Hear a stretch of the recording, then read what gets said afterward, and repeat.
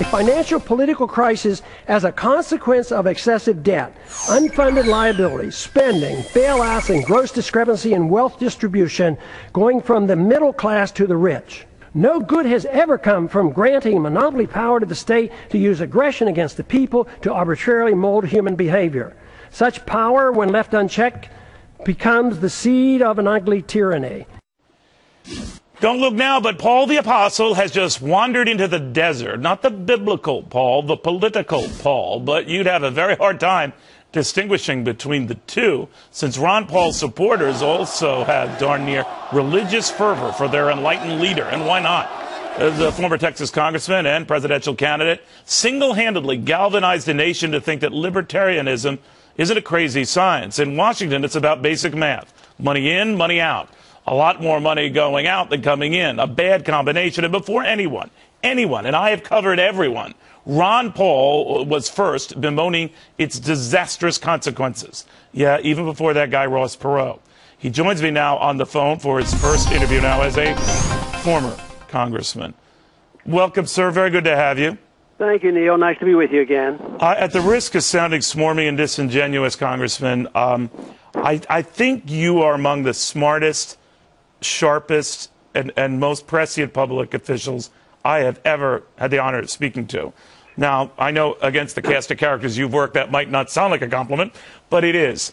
And I wonder, with a voice like yours gone, who watches the till? Who watches all the money going out of Washington?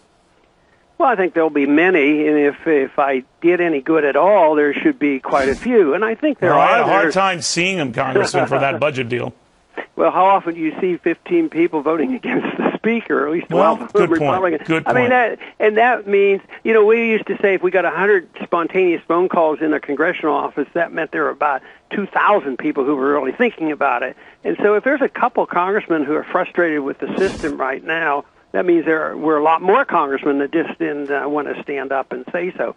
No, it's there, and I try to be the optimist, but I don't find that optimism in Washington. And as you have pointed out so often, is that I get some encouragement, from the college campuses, and therefore I'm not a pessimist because I think they're willing to listen, they're idealistic, and they know what they're inheriting. So therefore, I think that we can pull out of this. But not with the current crop of politicians in Washington. Attitudes have to change, and that's what I work on, changing people's opinion. And I think to some degree I've had a little bit of success. Well, I think you have, Congressman. What I found interesting covering this last presidential race so much is that you respected people's intelligence, and the proof was during the primary and caucus process.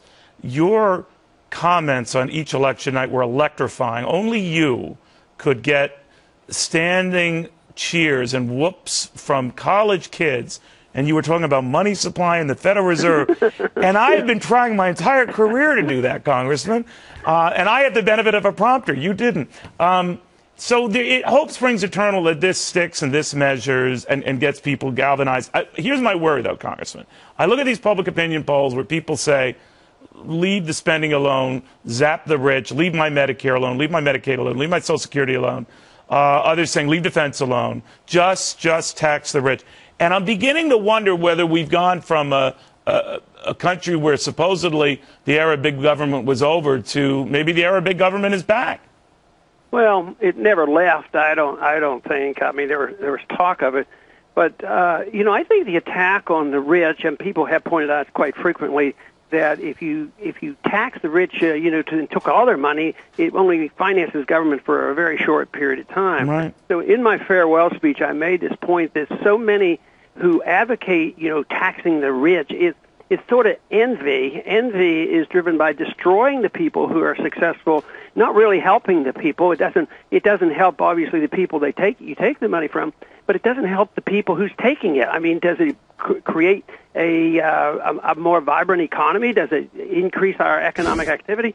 No, but too often people are driven by envy, and they just can't stand the success of people making money. But that's what happens in the free market, and it's a measurement of success. Don't you think we've given that up? I wish you had more time, but that the free market itself is what's being sacrificed here?